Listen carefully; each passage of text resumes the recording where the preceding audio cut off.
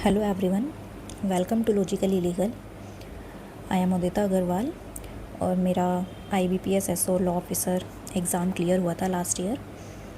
और मैंने उसके लिए एक वीडियो बनाया था कि किस तरीके से मेरे क्या प्रिपरेशन स्ट्रेटजी रही थी। तो उसका जैसे अभी प्रीलिम्स हो चुका है और अब उसका मेंस आने वाला है। तो मेंस के लिए आज मैं ये वीडियो बना रही हूँ। क्या सब्जेक्ट्स आते हैं आपके, कौन से सब्जेक्ट्स में से कितने क्वेश्चंस आते हैं, कहाँ पर आपको फोकस करना चाहिए, तो ये सारी चीज़ें आज मैं इस वीडियो में कवर करूँगी। तो जो लॉ ऑफिसर का एग्ज़ाम होता है उसका सिलेबस डिफ़ाइन नहीं है मेंस का, बस उसमें लिखा हुआ है कि लीगल एक्ट्स करके और बैंकिंग लॉज इसमें पूछे जाते हैं। तो बैंकिंग लॉज भी आपको करने हैं और बाकी जो नॉर्मली आपके अदर लीगल एक्ट्स होते हैं वो भी हैं। तो उसका सिलेबस डिफ़ाइन नहीं है और काफ़ी वाइड सिलेबस है। मतलब इसमें जो मेंस है आपका, उसमें टोटल 60 क्वेश्चंस आते हैं। हर एक क्वेश्चन आपका 1 नंबर का होगा, तो टोटल 60 मार्क्स का आपका ये मेंस का पेपर रहता है। और ये जो आपके 60 क्वेश्चंस आते हैं ये बहुत सारे एक्ट में से पूछे जाते हैं। अराउंड 25 से 30 एक्ट हैं आपके जहाँ से ये क्वेश्चंस बनते हैं। तो हर एक्ट में से मोस्टली आपके 1 या 2 ही क्वेश्चंस पूछे जाते हैं। कोई कोई एक्ट है जिसमें से 3 या 4 क्वेश्चन भी पूछ लेते हैं। तो सिलेबस, इसका मतलब जो एक्ट है जहाँ से क्वेश्चंस आते हैं वो बहुत ही ज़्यादा वाइड है, लेकिन जो आपका पेपर आता है वो बहुत ही ईजी आता है।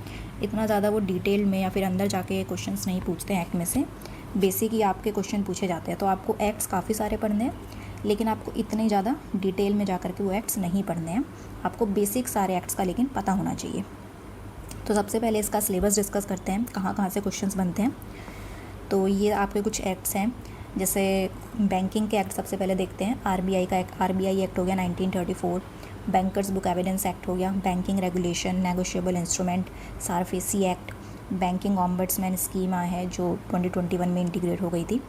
बैंकिंग कंपनीज़ एक आपका acquisition and transfer of undertaking act है, 2 एक्ट आए थे जिसके थ्रू नेशनलाइजेशन हुआ था। बहुत ही छोटे छोटे से एक्ट हैं और ये इतना इंपॉर्टेंट नहीं है ये वाला एक्ट, बट इसको एक बार देख लेना क्योंकि इंटरव्यू में यहाँ से क्वेश्चंस बनते हैं और हो सकता है एक क्वेश्चन यहाँ से मेंस में भी पूछ लें।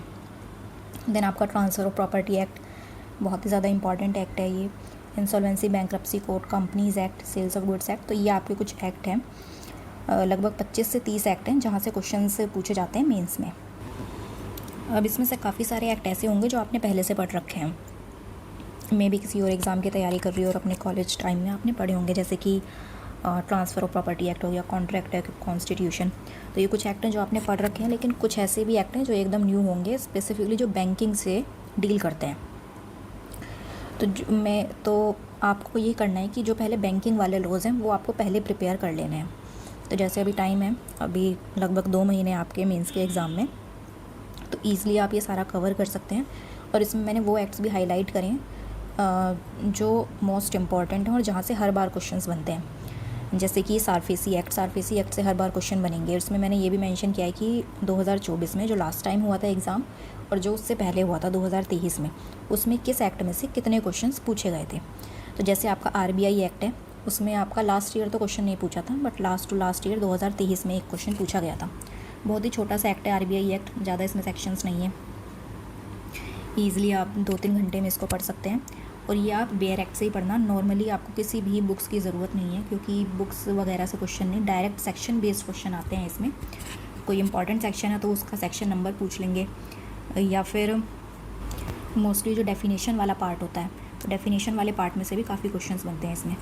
तो नॉर्मली आपको बेयर एक्ट लेने हैं सारे। बेयर एक्ट नहीं है तो फिर आप ऑनलाइन भी PDF निकाल लेना इनकी और वहाँ से कर लेना। मैंने ऑनलाइन PDF ही डाउनलोड करके उसकी फ़ोटोकॉपी निकाल के देन उसमें से मैंने सारे एक्ट प्रिपेयर किए थे। तो RBI एक्ट करना है आपको। फिर बैंकर्स बुक एविडेंस एक्ट, ये एक्ट आप कर भी सकते हैं और नहीं भी, क्योंकि बहुत ही छोटा सा एक्ट है और इसमें से लास्ट 2 साल में तो क्वेश्चन नहीं पूछा गया है, बट मे भी इस बार पूछ लें। तो एक बार ये वाला एक्ट आप गो थ्रू कर सकते हैं, बहुत ही छोटा सा है, जल्दी हो जाएगा। देन बैंकिंग रेगुलेशन एक्ट, ये वाला एक्ट आपको करना है, ये इंपॉर्टेंट है। इसमें लास्ट ईयर तो क्वेश्चन नहीं पूछा था, बट उससे पहले एक क्वेश्चन पूछा गया है और ये भी बहुत ही छोटा सा एक्ट है। फिर आपका नेगोशिएबल इंस्ट्रूमेंट एक्ट, ये एक्ट तो आपका इंपॉर्टेंट है, ये आपने पढ़ा ही होगा, ये अपने कॉलेज में भी और दूसरे एग्ज़ाम्स में पूछा जाता है। और ये एक्ट आप जब लॉ ऑफिसर बन जाएंगे तो इसमें वो जो सेक्शन 138 आपका चेक बाउंस वाला, वो भी आप काफ़ी डील करेंगे। प्रैक्टिकल भी इसका काफ़ी यूज़ है। तो इस एक्ट में से हर बारी क्वेश्चन बनते हैं। और देखिए छोटा, मतलब इसमें जो वो वाला चैप्टर नंबर 17, वहाँ से ही ज़्यादातर क्वेश्चन बनते हैं, या फिर जो स्टार्टिंग के आपके वो जहाँ पे डिफ़ाइन है कि what is cheque, what is bills of exchange, negotiable instrument क्या होते हैं। तो वो स्टार्टिंग की 13 और अराउंड 14 to 15 सेक्शन है, एक बार वो देख लेना। और फिर चैप्टर नंबर 17 आपको बहुत अच्छे से करना है, एक एक सेक्शन वो आपको पढ़ना है एकदम, क्या पनिशमेंट है, क्या उसका टाइम पीरियड दे रखा है, वो सब। और बीच में भी 1-2 सेक्शंस हैं, बस उतना ही पार्ट आपको नेगोशिएबल इंस्ट्रूमेंट एक्ट का करना है। पूरा एक्ट वो एकदम सेक्शन वाइज करने की ज़रूरत नहीं है इसमें।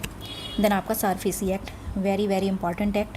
अगेन इसका भी प्रैक्टिकल यूज़ है, जब आपका सिलेक्शन हो जाएगा इस वाले एक्ट में भी आप काफ़ी ज़्यादा डील करेंगे।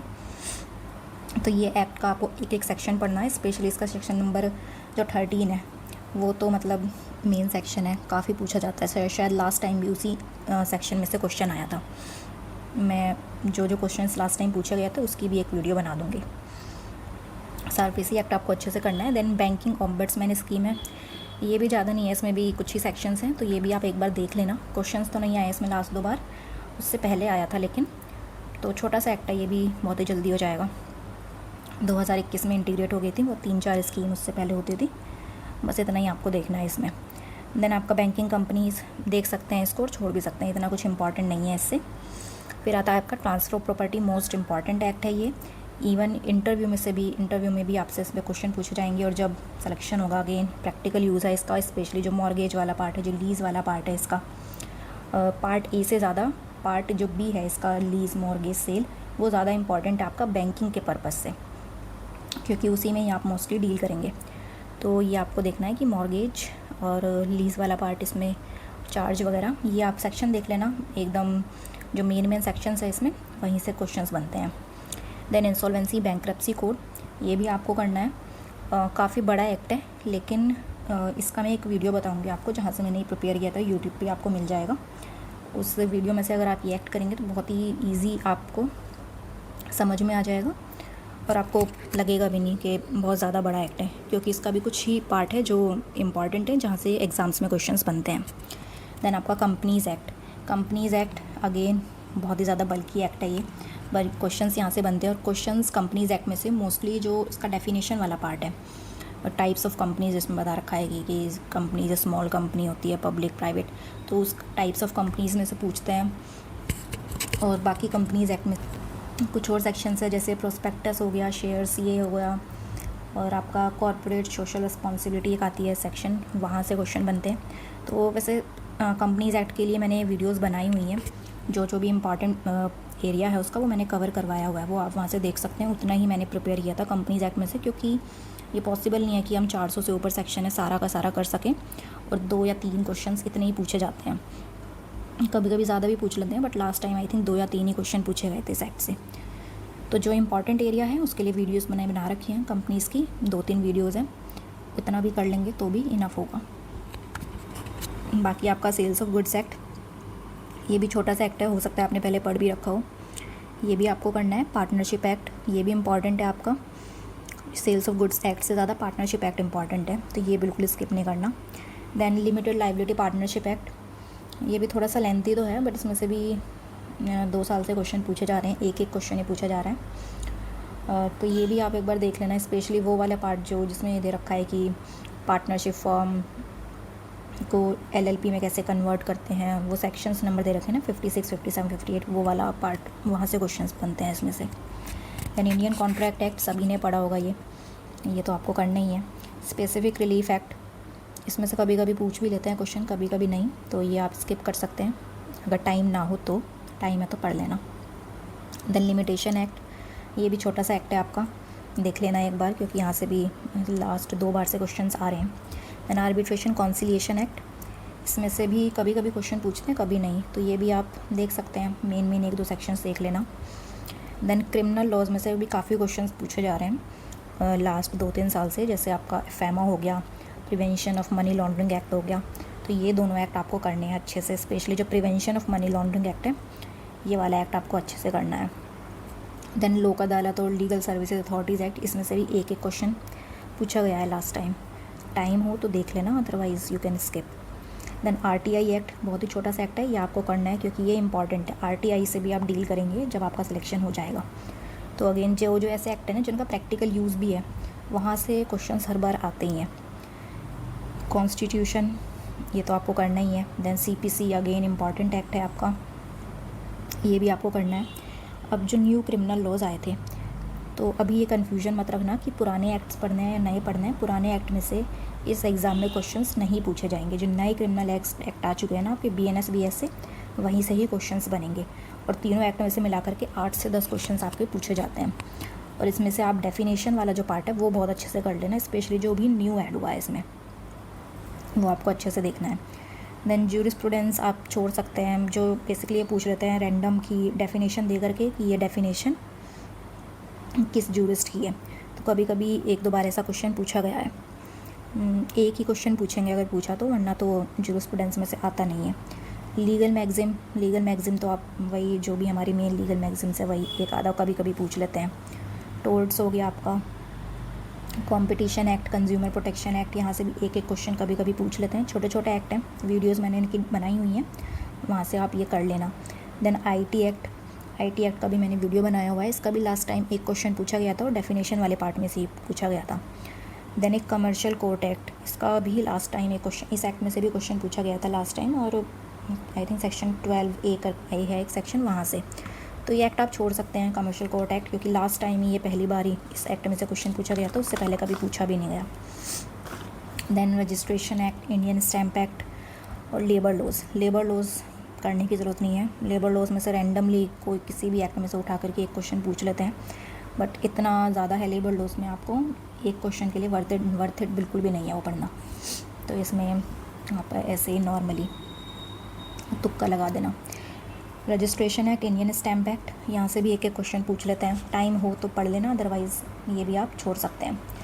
तो इसमें मैंने बता दिया आपको कि कौन से एक्ट में से कितने क्वेश्चंस बनते हैं, लास्ट 2 साल से क्या ट्रेंड चल रहा है, तो उसके अकॉर्डिंग आप डिसाइड कर सकते हैं कौन से एक्ट को आपको प्रायोरिटी देनी है और कौन से एक्ट ऐसे हैं जो आप स्किप कर सकते हैं। नॉर्मली यही रहता है कि हर एक्ट में से एक 2 क्वेश्चन ये पूछते हैं। और अब जो लास्ट टाइम जो थी वो कट ऑफ कितनी गई थी, तो लास्ट टाइम की जो कट ऑफ थी आपकी 60 में से 44 गई थी मेंस की कट ऑफ। थोड़ी हाई कट ऑफ गई थी लास्ट टाइम, क्योंकि पेपर भी इजी आया था।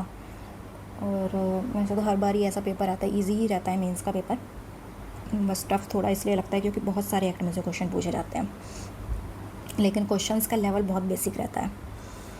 देन उसके बाद जो फाइनल कट ऑफ गई थी 100 में से वो 80 गई थी अनरिजर्व कैटेगरी के लिए। तो देख सकते हैं आप कितना कंपटीशन है, और इतनी ज़्यादा हाई कट ऑफ पहली बार ही गई है। और रेशियो आपका इतना रहता है कि 80-20 का रेशियो रहता है। लाइक जितने भी आपके मार्क्स आएंगे 60 में से, उसका जो 80% होगा उसका कुछ 80% का क्राइटेरिया निकाला जाता है, और फिर लास्ट आपका वो ऐड किया जाता है फाइनल कट ऑफ में, और जो भी इंटरव्यू के मार्क्स होते हैं उसका 20% आपका ऐड होता है। तो इस तरीके से 100 मार्क्स में से आपकी कट ऑफ डिसाइड की जाती है। तो ये सारे आपके एक्ट्स थे। इसमें से सबसे पहले जो आपको शुरू करना है वो बैंकिंग लॉ से ही करना, क्योंकि जो बाकी के एक्ट हो गए आपके जो कॉलेज टाइम से पढ़ते आ रहे हैं आप, sales of goods act, partnership, Indian contract, ये आपने पहले भी पढ़ रखे होंगे, तो एक बार इनको रिवाइज़ भी करेंगे तो आपको याद आ जाएंगी चीज़ें। लेकिन जो बैंकिंग के लॉ हैं वो आप पहली बार पढ़ेंगे, तो उनमें थोड़ा टाइम लग सकता है।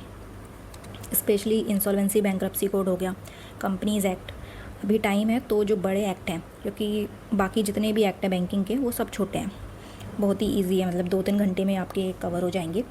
तो इसलिए अच्छा होगा कि अगर आप इंसॉल्वेंसी, बैंक्रप्सी और कंपनीज़ एक्ट से शुरू करें। थोड़े बड़े एक्ट हैं और ये ख़त्म हो जाएंगे तो आपको भी थोड़ा रिलीफ लगेगा। इंसॉल्वेंसी, बैंक्रप्सी कोड के लिए मैं एक वीडियो आपको बता दूंगी, वहाँ से आपको करना है। कंपनीज़ एक्ट के लिए मैंने वीडियोस बनाई हुई हैं, वहाँ से भी कर सकते हैं। अदरवाइज़ जो इसमें इम्पॉर्टेंट पार्ट है वो मैंने बता दिया, मतलब डेफिनेशन वाला पार्ट और स्टार्टिंग के जो सेक्शंस है वो आपको करने हैं। देन कॉर्पोरेट सोशल रिस्पॉन्सिबिलिटी हो गया, तो कुछ ही सेक्शंस हैं जहाँ से क्वेश्चंस बनते हैं कंपनीज एक्ट में से। तो जब आप एक्ट पढ़ेंगे तो आपको भी आइडिया लग जाएगा, वहाँ से भी अपने आप भी कर सकते हैं।